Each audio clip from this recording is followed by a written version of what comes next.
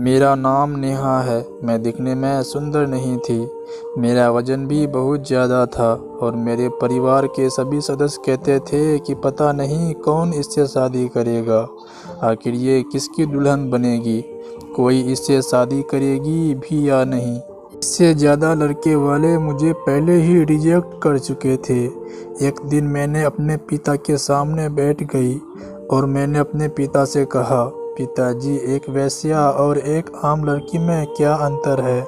मेरे पिता ने कहा कि तुम ये अंतर नहीं जानती।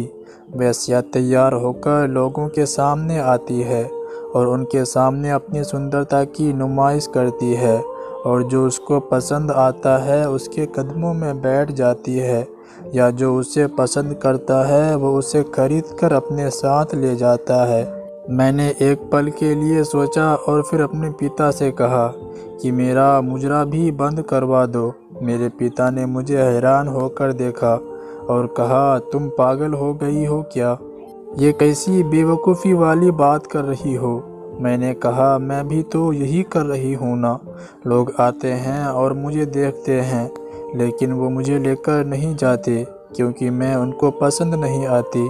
ये सुनकर मेरे पिता चुप हो गए और उसके बाद मेरे घर में रिश्ते आने भी बंद हो गए। मेरे पिता ने कहा, हम अपनी लड़की किसी को नहीं दिखाएंगे, पहले हम लड़का देखेंगे और अगर हमें लड़का पसंद आ गया तो उसके बाद ही हम अपनी लड़की को दिखाएंगे। मेरे पिता ने मेरी शादी प्रेम नाम के एक व्यक्ति से करा दी जो एक सिलाई मास्टर था। वो उम्र में मुझसे बड़ा था, लेकिन उसने मेरे अंदर बाकी सब की तरह कोई कमी नहीं निकाली थी, बल्कि उसने कहा, मुझे लड़की को नहीं देखना।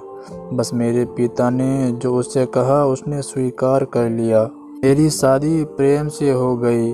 जब मैं कमरे में दुल्हन बनी बैठी थी, प्रेम अंदर आया और उसने मुझे देखा, लेकिन वो बिल्कुल भी खुश नहीं दिख रहा था। प्रेम ने मेरी तारीफ की और कहा कि तुम बहुत सुंदर हो और अब तुम मेरी जीवन साथी हो। अब हमें अपनी पूरी ज़िंदगी एक साथ बितानी है। शादी को कुछ समय ही बीता था कि मेरे पति ने अजीब अजीब हरकतें करनी शुरू कर दी। एक दिन रोज़ की तरह प्रेम घर से काम पर जाने के लिए निकले और उस रात वो वापस घर नहीं आए। मैंने उन्हें कॉल की तो उसका फ़ोन बंद आ रहा था। मैं घबरा गई और पूरी रात उनका इंतज़ार करती रही। इंतज़ार करते करते मैं ना जाने कब सो गई, मुझे पता ही ना चला। सुबह जब मेरी नींद खुली तो अच्छा खासा दिन निकला हुआ था। कुछ देर बाद प्रेम भी घर आ गए।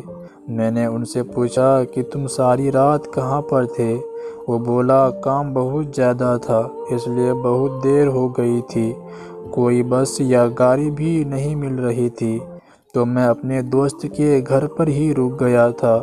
मैंने कहा, चलो ठीक है, कभी कभी ऐसा हो जाता है, लेकिन अब ये रोज़ होने लगा था। जब भी मेरे पति काम के लिए बाहर जाते तो वो पूरी रात घर नहीं आते। एक दिन मैंने उनसे कहा कि आज आपको घर जल्दी आना है, लेकिन उस दिन भी मेरे पति रात को नहीं आए और मैं बहुत देर से इंतज़ार कर रही थी और उन्होंने मुझे फ़ोन भी नहीं किया कि आज मैं नहीं आ पाऊँगा। मुझे अपनी पति की हरकत बिल्कुल पसंद नहीं आई। फिर एक दिन मैं कपड़े धो रही थी कि मुझे मेरे पति के जेब से एक ऐसी चीज़ मिली जो सिर्फ लड़कियां ही इस्तेमाल करती है। मैंने सोचा कि मेरे लिए लाए होंगे, इसलिए मैंने वापस जेब में ही रख दी और अब मैं इंतज़ार करने लगी कि वो चीज़ कब मुझे देंगे, लेकिन मेरे पति ने वो चीज़ मुझे दी ही नहीं। अब मुझे अपने पति पर शक होने लगा और मैं सोचती रही कि आखिर वो किसके लिए है।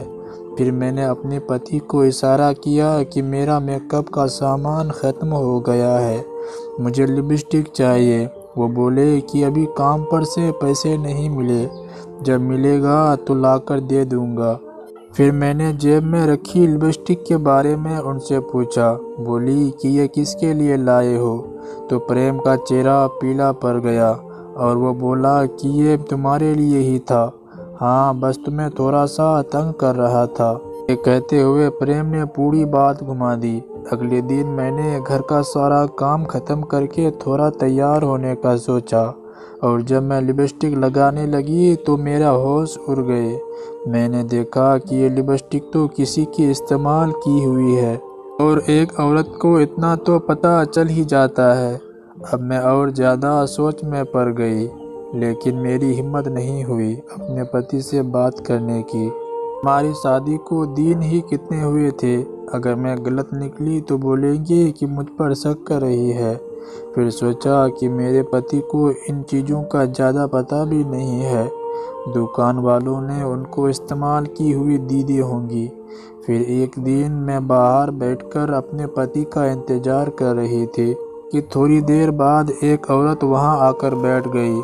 देखने में वो बहुत भूखी और प्यासी लग रही थी। मैंने सोचा क्यों ना इसे थोड़ा सा खाना दे दूं। जैसे ही मैं खाने की प्लेट उसको देने लगी तो वो मेरा चेहरा देखकर चौंक गई और उसके हाथ से प्लेट छूट गई। फिर मैंने कहा कोई बात नहीं, मैं दूसरा खाना ले आती हूँ, गलती आके इंसान से ही होती है। तो उसने हाथ का इशारा करते हुए मना कर दिया। मैं जैसे ही अंदर खाना लेने गई तो मैंने देखा औरत वहाँ से जा चुकी थी और मुझे वहाँ पर एक अंगूठी मिली, जिसे देखकर मैं चौंक गई क्योंकि ऐसे ही अंगूठी मेरे पास भी थी जो मेरे पति ने मुझे दी थी। मैंने अपने सामान में जाकर अंगूठी को ढूंढना शुरू किया तो वो अंगूठी मुझे नहीं मिली। ये देखकर मेरा सर दर्द से फटा जा रहा था। मैं सोच रही थी कि मेरी अंगूठी उस औरत के पास कैसे जा सकती है। मेरे पति तो अब रोज रात को बाहर ही रहने लगे थे। अब मेरे पति को भी मुझ में कोई दिलचस्पी नहीं रही थी। वो मेरी किसी भी बात पर कोई ध्यान नहीं देती थी। मैंने कहा कि घर का सामान लेने जाना है। वो मुझसे बोली कि खुद ले आओ। अब हमारी शादी ऐसे हो गई थी जैसे 3 साल हो गए हो, जबकि हमारी शादी को अभी 3 महीने ही हुए थे। अब मुझे पूरा शक था कि कुछ न कुछ ज़रूर है और एक दिन मैंने अपने पति का पीछा किया और उस जगह का पता लगा लिया जहां वो काम करते थे और मैं वहीं पास में जाकर बैठ गई और अपने दुपट्टे से अपना चेहरा ढक लिया और उसका इंतज़ार करने लगी। जब वो बाहर निकले तो मैं हैरान रह गई क्योंकि उनके साथ कोई दोस्त नहीं था और वो मुझसे झूठ बोलते थे कि दोस्त के साथ काम पर जाता हूँ और उसके साथ ही उसके घर चला जाता हूँ। लेकिन वहाँ पर कुछ ऐसा हुआ कि मेरे पैरों तलों से ज़मीन खिसक गई। मेरे पति सीधा मेरे पास आए। शायद उन्होंने मुझे पहचान लिया था, मगर कैसे। इतने में प्रेम ने मेरा हाथ पकड़ा और मुझे एक बंद गली में ले गए और बोले, राधिका तुम आज इतनी देर क्यों लगा दी। मैं उनकी बात हैरानी से सुन रही थी। शायद मुझे कोई और समझ रहे थे, लेकिन जो भी समझ रहे थे वो उससे रोज़ मिलती थी। और फिर वो मेरा हाथ पकड़कर न जाने किन गलियों में ले गए जहाँ पर कोई भी दिखाई नहीं दे रहा था। मेरा दिल ये सोचकर घबरा रहा था, मेरा पति मुझसे हर रात झूठ बोलता है और हर रात इसके घर जाता है और उसके साथ उसका क्या रिश्ता हो सकता है जो पूरी रात उसके घर में बिताता है। इसका मतलब कोई ना कोई बात ऐसी है जो मुझसे छुपाई जा रही है और छुपाने वाली बातें कभी भी अच्छी नहीं होती है।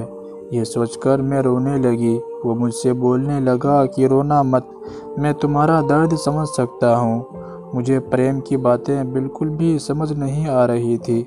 मुझे एक घर में ले आया, लेकिन जब उसने अपने सामने देखा तो उसने झटके से मेरा हाथ छोड़ दिया और बोला, राधिका तुम यहाँ, तो मेरे साथ ये कौन है, क्योंकि सामने राधिका ही खड़ी थी।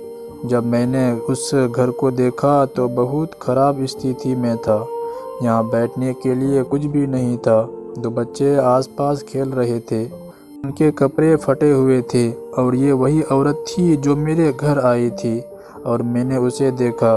मैंने भी अपने चेहरे से दुपट्टा उतार दिया तो मेरा पति मुझे देखकर हैरान रह गया। मैंने पूछा कि ये क्या चल रहा है। क्या ये वही जगह है जहाँ तुम रात गुजारते हो?